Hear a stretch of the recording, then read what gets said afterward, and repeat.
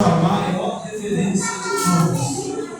Que possamos aqui estar atentos a tudo que será dito na casa do Senhor. Amém? Eu peço a todos que permaneçam na atitude de reverência, enquanto aqui na frente iremos ajudar para fazer uma oração de voz baixa.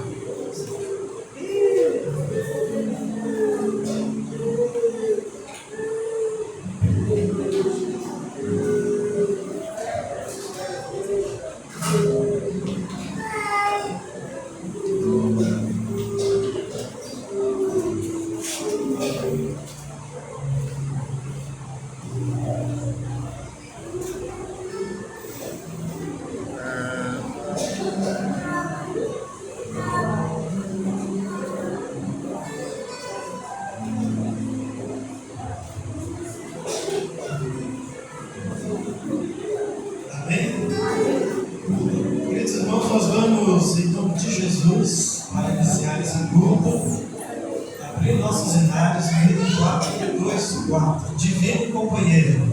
Vamos cantar bem animados. 4, 2, 4.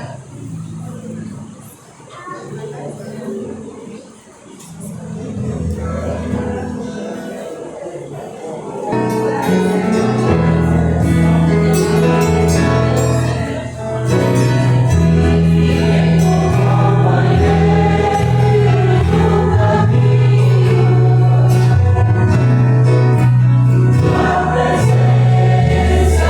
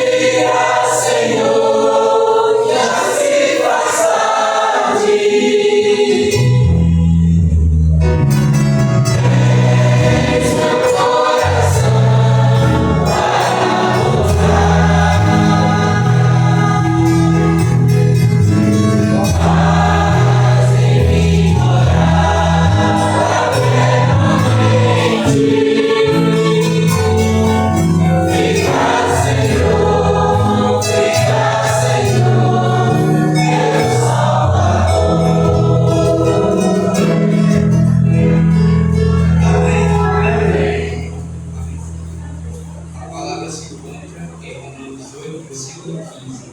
Porque não recebestes o espírito de escravidão, para viverdes outra vez atemorizados, mas recebeis o espírito de adoração, baseados no qual chamamos Abba Pai. Amém. Com base nessas palavras, esse texto, vamos colocar no meio para a primeira oração. Senhor nosso Deus, querido Pai, graças te damos, Senhor, por mais esse sábado, estarmos aqui na sua santa casa, buscando sua divina presença. Te pedimos, Senhor, que seja conosco nessa manhã, seja também com a pregadora que irá escutar a palavra, que venha ser palavras inspiradas em ti, que ela possa partir conosco, que é a sua santa palavra. Seja também, Senhor, com a nossa boca aberta, que se coloque nesse momento, confortando o coração dela e dando a esperança de encontrar sua mão na sua grandiosa volta. Seja conosco nessa manhã, que o Senhor possa nos abençoar hoje e eternamente, até o dia da sua volta. Em nome de Jesus. Amém. Convido a todos a ocupar seus assentos. Quero externar minha alegria por todos vocês que estão aqui presentes, todos os membros, nossos interessados e também nossas queridas visitas que estão honrando a Deus com suas presenças e alegrando os nossos corações. Amém? Nesse dia nós temos um momento de louvor. Agora eu quero convidar minha esposa para que venha louvar ao Senhor. O trio Ecos.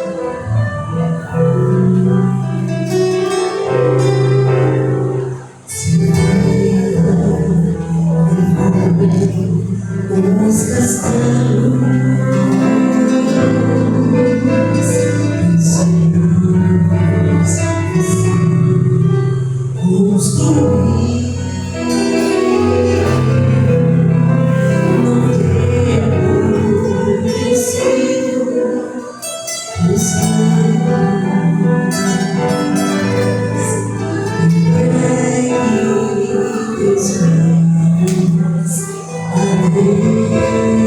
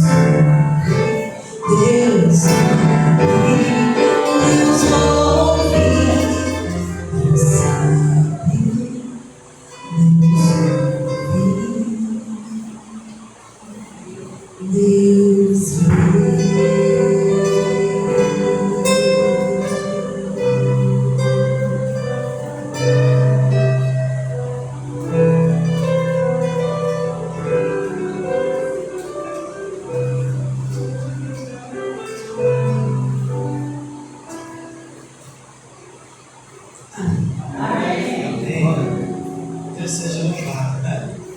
Depois ouvimos toda aquela mensagem cantada, agora vamos ouvir uma mensagem falada. Essa mensagem vem direto dos céus para nós, vem direto de Deus para nós,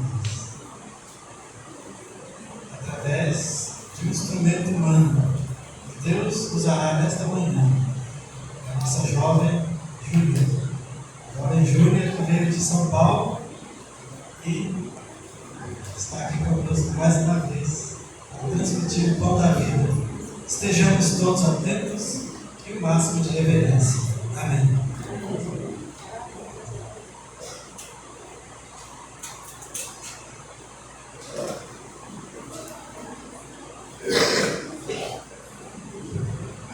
Bom dia, irmãos.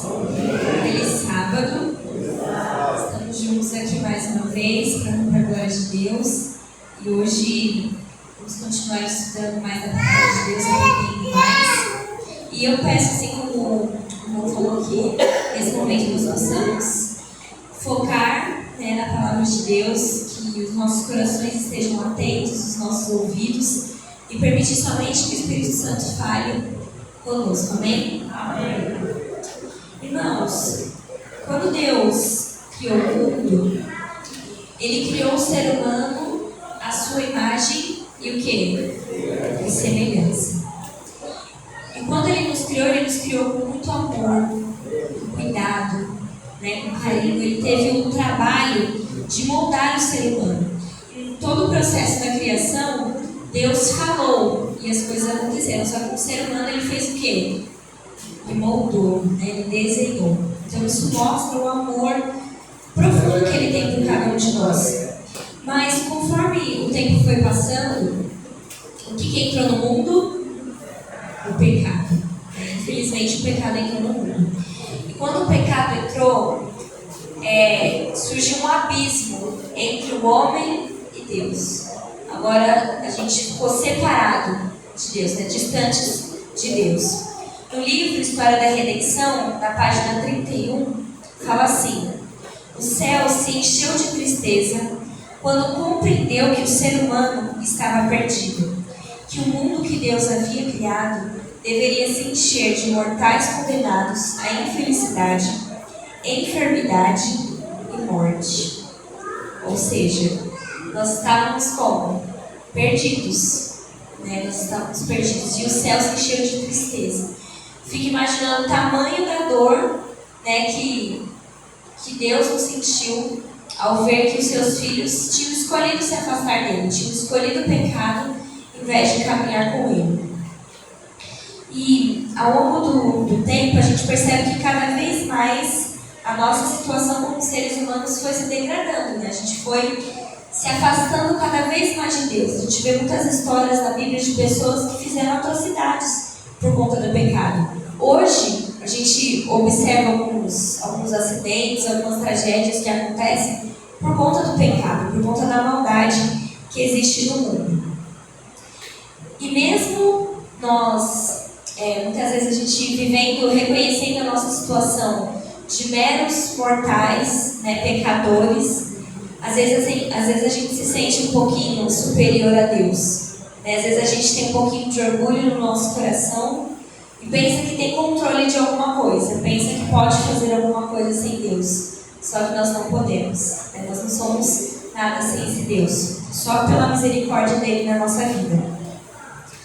Mas também existe um outro extremo, aquela pessoa que não reconhece a dependência dela em Deus, que não reconhece a soberania de Deus na vida dela.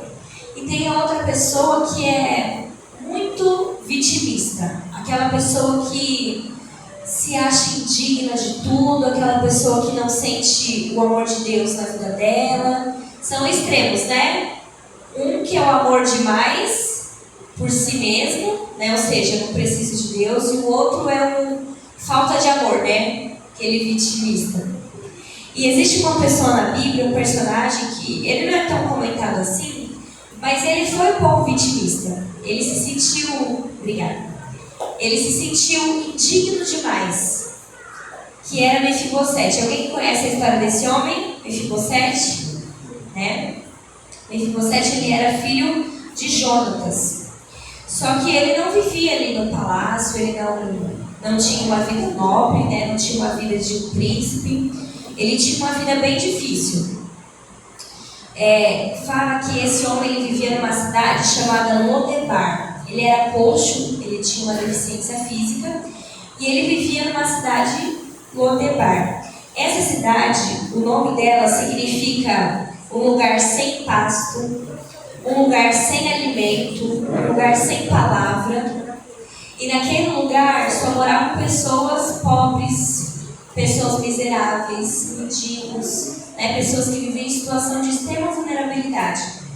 Pobres coitados, né? Vamos dizer assim. E Mefibosete vivia nessa cidade.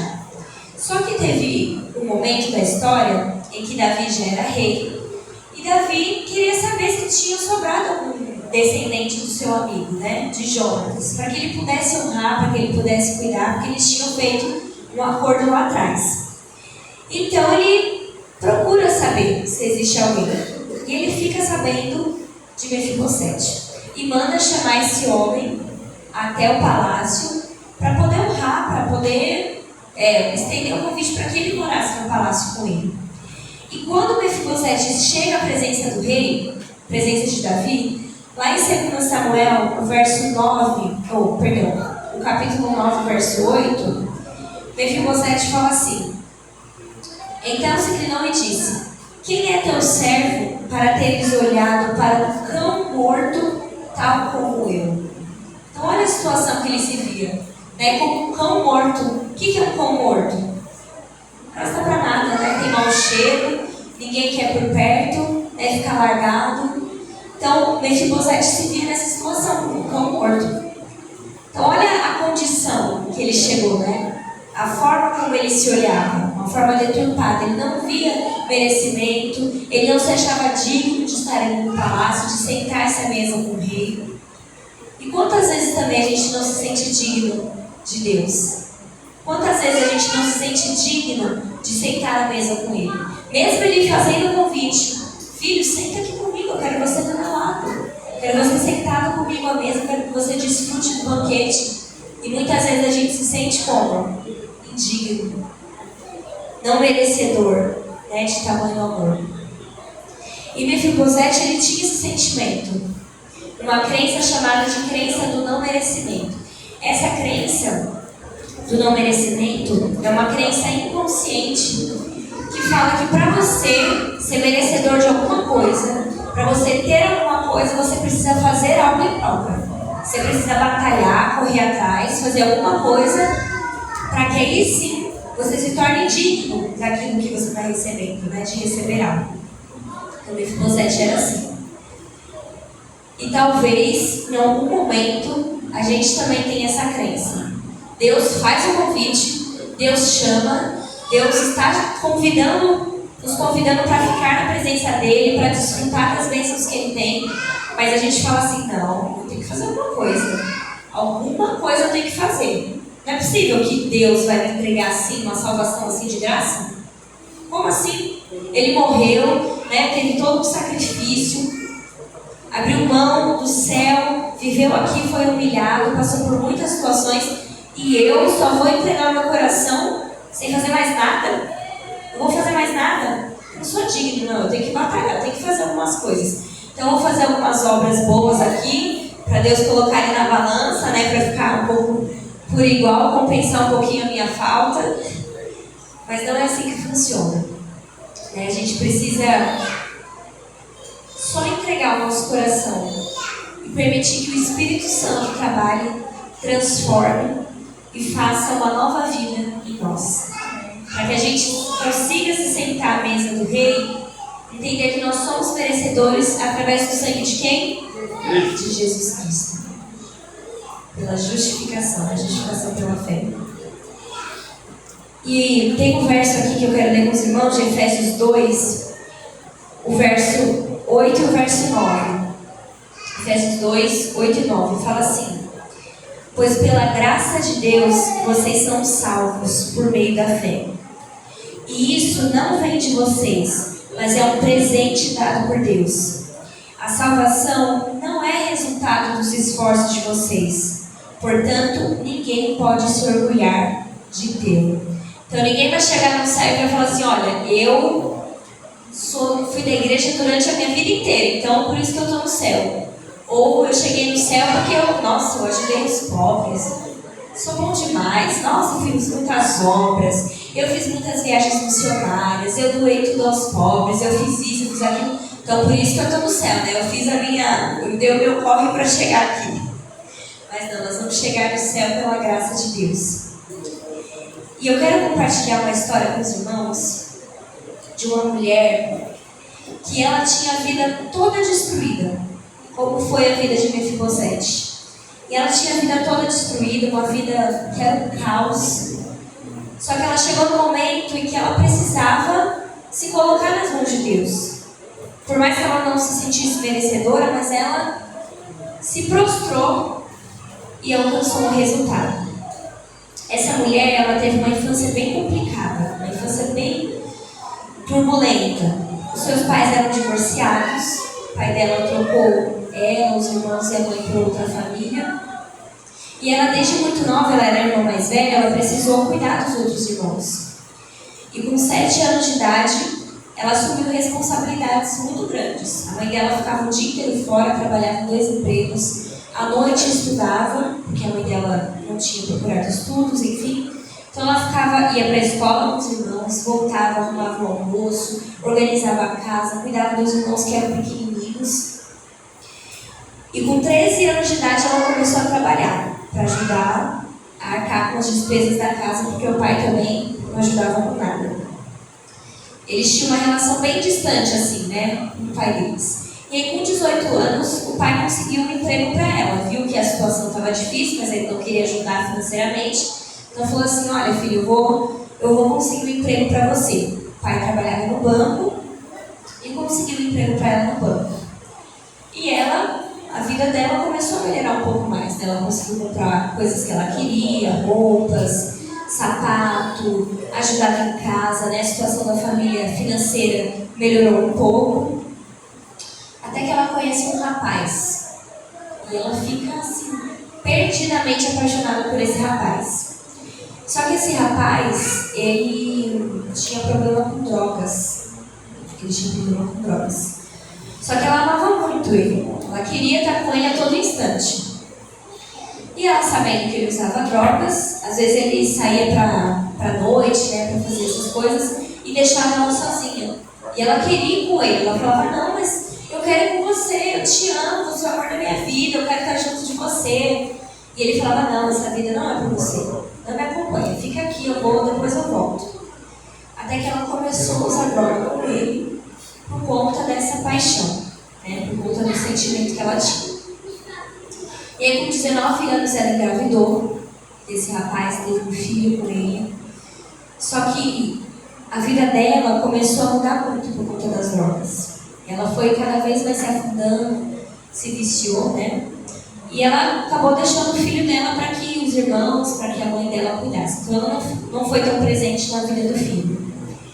E durante 10 anos, ela viveu essa vida no mundo das drogas lá em São Paulo. Na Cracolândia, eu acho que vocês já ouviram falar, né? Na Cracolândia, ela usou drogas muito pesadas. E ela passou por situações onde várias vezes ela quase perdeu a vida dela. Ela se envolveu com pessoas muito, assim, no patamar alto, né, de traficantes, assim. Ela chegou a se vender, a se prostituir para conseguir dinheiro para comprar drogas. Então a vida dela, assim, estava perdida. Um caos total. Só que ela não aguentava mais. Não aguentava mais essa vida. E ela teve um dia que ela estava indo, antes dela sair de casa, era um dia à noite, e ela ia comprar droga. E nesse meio tempo ela já tinha sido demitida, né, da empresa, do banco que ela trabalhava. E aí, antes dela sair de casa para comprar droga, ela resolveu falar com Deus. Ela falou assim: Senhor, olha, não sei como ora, eu nunca conversei com você, bem informal ela falou. Eu nunca conversei com você, eu não te conheço muito bem, mas o que eu já ouvi falar é que você transforma vidas. Eu já ouvi algumas pessoas falando de você. Mas assim, eu não estou com muita esperança. Eu quero mudar de vida, eu estou cansada da situação que eu estou vivendo. Eu quero conviver com meu filho, eu quero estar de volta com a minha família. Só que a droga me roubou tudo isso.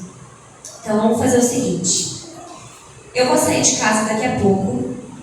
Vou lá na Boca, né? A gente chama assim, mas não sei se é que a gente chama também, vou lá na Boca, vou comprar droga. E quando eu chegar em casa, eu vou ficar a noite inteira usando droga. Vou tomar banho, vou dormir. E quando eu acordar de manhã, eu quero estar limpa. Eu não quero ter vontade de nada, não quero ter nenhuma ressaca da droga. E se o Senhor fizer essa mudança na minha vida, eu vou entender que o Senhor existe e algum propósito o Senhor tem na minha vida. Mas caso o Senhor não exista e eu estou aqui passando vergonha falando sozinha, que no caminho até a Boca passe a polícia, tenha troca de tiros e uma bala perdida me atinja e aí a minha vida acaba aí mesmo. E ela fez essa oração. Um tempo depois ela saiu de casa, aí o caminho todo ela foi andando até a Boca, era um longo percurso, ela foi o caminho todo assim procurando uma viatura. Procurando alguma briga, alguma coisa, a polícia. E ela foi o caminho todo assim procurando. Eu fiquei pensando, gente, mas cadê a polícia? Tem uma troca de tiro aqui, alguma coisa para a bala me atingir ou morrer, cadê? E ela ficou procurando assim. E ela não encontrou nenhuma polícia, não encontrou ninguém. Chegou na Boca, usou, comprou a droga, voltou para casa, usou droga a noite inteira. E ela ficou curiosa para saber o que ia acontecer no dia seguinte. Usou droga, tomou banho e foi dormir. Quando ela acordou de manhã, ela conta que em outros momentos, quando ela fazia isso, ela acordava muito mal, passando mal, vomitando, uma dor de cabeça terrível. Só que quando ela acordou, ela disse que foi como se ela nunca tivesse usado droga. Que ela não sentiu absolutamente nada, ela estava plena, estava bem, estava descansada, não sentiu nenhuma ânsia, não sentiu nada, estava limpa, nenhum efeito da droga. E mais de 10 anos ela está limpa das drogas e hoje ela é uma serva de Deus. Ela não pertence à nossa igreja, ela é uma amiga da nossa família, mas ela pertence a outra igreja, uma mulher fervorosa, uma mulher de Deus, de oração. Então, ela reconheceu a situação que ela vivia. Ela poderia falar assim para Deus: Deus, eu não preciso de você. Poxa, porque eu já tentei tantas vezes, sabe? Você nunca olhou para mim, você nunca veio atrás de mim, né? Algumas pessoas pensam assim: Deus esqueceu de mim, Deus me abandonou, quando é o contrário. Mas ela decidiu fazer um compromisso com Deus. Ela decidiu se prostrar diante desse Deus. Ela sabia que ela não era merecedora, mas ela recebeu o amor e a graça de Deus na vida dela. Mefibosete foi um homem que ele também não se sentia digno. Ele não se achava merecedor de sentar à mesa do rei. Mas com o tempo ele foi sentindo o amor e o cuidado e ele permaneceu ali. Então hoje, em muitos momentos, a gente pode se sentir não merecedor do amor de Deus, não merecedor da graça de Deus. Talvez por uma vida inteira de pecados, talvez por andar em falta com Deus, talvez por estar distante de Deus, mesmo estando dentro da igreja, mas com o coração distante, sabe? Só no automático, vivendo no automático, não dando importância para a intimidade com Deus. Mas o Senhor nos convida para sentar à mesa com Ele. Ele nos convida para fazer um compromisso com Ele. Que quando a gente se coloca, que quando a gente se prostra, quando a gente dá oportunidade para esse Deus trabalhar na nossa vida, a nossa vida é o quê? Transformada por inteiro. Hoje, olhando para a mulher da história, nossa colega, ela tem uma família linda, continuou com o filho, né? Tem uma relação boa com o filho, teve outra filhinha, tem uma empresa, tem um casamento feliz. Então Deus transforma, Deus restaura. O que os nossos olhos não vê, Deus vê lá na frente, como o irmão citou aqui na lição. A gente só vê o agora, mas Deus vê lá na frente. Deus sabe do futuro, Deus sabe dos propósitos. E mesmo não entendendo o que está acontecendo hoje, mas a gente precisa confiar que um propósito maior Ele tem na nossa vida. Eu quero ler com os irmãos aqui alguns textos de promessas que Deus fez, que se nós buscarmos Ele de todo o nosso coração, nós vamos encontrar. Mateus 7, o verso 7 ao versículo 8, fala assim: pedi e dar-se-vos-á, buscai e encontrareis, batei e abrir-se-vos-á, porque aquele que pede, recebe, e o que busca, encontra, e ao que bate, se abre. Mateus 11, o verso 28 e o verso 29, também são versículos bem conhecidos. Mateus 11, 28 e 29. Vinde a mim, todos os que estáis cansados e oprimidos, e eu vos aliviarei. Ou seja, eu vou transformar a sua vida. Se você confiar em mim, eu vou fazer o melhor. Eu vou estar no comando. Tomai sobre vós o meu jugo, e aprendei de mim, que sou manso e humilde de coração, e encontrareis descanso para as vossas almas. E o verso de Lucas 15, 24, que é o que Jesus fala quando a gente se coloca nas mãos dele, quando a gente decide abandonar uma vida de pecados e viver com ele. Jesus fala assim: porque este meu filho estava morto e o quê? Reviveu. Tinha se perdido e foi achado. E começaram a alegrar-se. Nós somos como o filho pródigo, né? Que é a história dessa parábola. Nós podemos ser o filho pródigo que saiu de casa, se afastou dos caminhos do Senhor, né? Todo mundo ficou sabendo do nosso pecado, todo mundo viu a nossa condição, mas que depois voltou à casa do Pai. Ou nós podemos ser como o filho mais velho, que mesmo estando o tempo todo com o Pai, ele nunca entendeu o verdadeiro significado de estar na presença do Pai. Deus, ele não deseja que a gente o sirva apenas de palavras, né? Que a gente o sirva apenas de fazer coisas que os outros vão ver, para os outros pensarem algo sobre nós. Mas como nós falamos ontem, hoje também, Deus deseja o nosso coração. Deus deseja a sinceridade. Deus deseja que a gente entregue a nossa vida 100% e descansar nele. E permitir que tudo que ele fizer seja para a honra e para a glória dele. E que para aqueles que olharem para nós, não enxerguem a nós mesmos, enxerguem o Deus que habita dentro de nós. Então que nesse sábado nós possamos mais uma vez nos colocar nas mãos dele, descansar nas mãos dele, nos prostrar todos os dias e confiar que o melhor ele tem para as nossas vidas. Amém? Amém.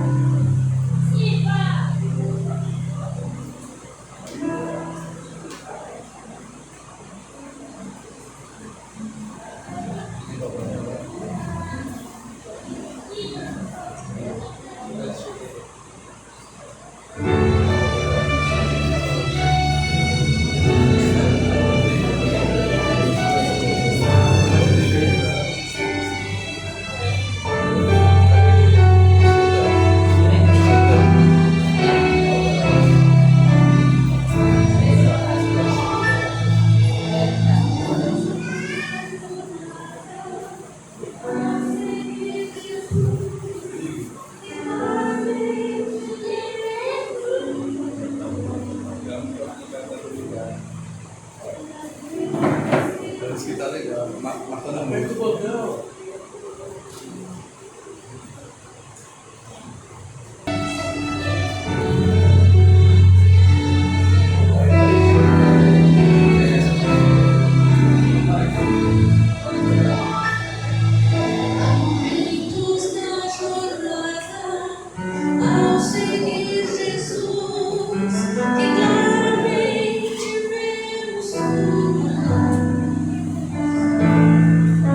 Das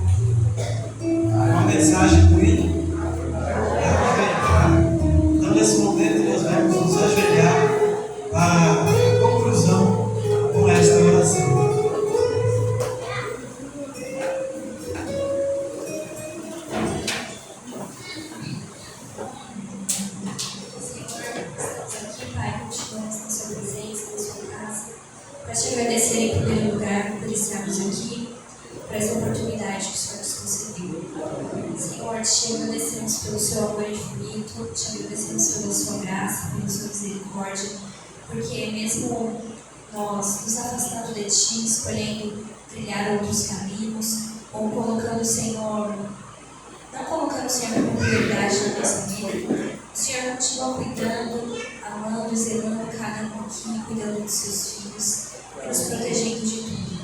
Senhor, te pedimos que sempre possamos reconhecer o seu poder nas nossas vidas, que possamos sempre reconhecer a sua graça, a sua soberania e colocar o Senhor sempre em primeiro lugar nas nossas vidas. Que mesmo que a gente reconheça o nosso lugar de pecadores, de miseráveis, mas que o seu amor possa nos alcançar e nós possamos sentar sempre à mesa com o Senhor, desfrutar do banquete e principalmente do banquete celestial que o Senhor já preparou. Que o Senhor possa perdoar os nossos pecados, que o Senhor possa nos transformar o nosso caráter, transformar as nossas vidas. Que todo o seu povo, Pai, possa ter o seu caráter, possa ser como o Senhor. Que as nossas virtudes, que as nossas características possam ser como as suas características, Pai. Para que as pessoas nos reconheçam por quem nós somos, por aquilo que o Senhor colocou dentro de nós. E não pelas nossas obras, pelos nossos nomes, mas tudo seja para a sua honra e para a sua glória. Fique conosco o restante desse sábado. É o que te pedimos e também te agradecemos já. Em nome de Jesus. Amém. Amém. Provemos as nossas mãos para a conclusão. Em nome de Jesus, damos por concluído este culto. Que o Senhor nos abençoe hoje e sempre. Amém. Amém. Então, meus queridos, até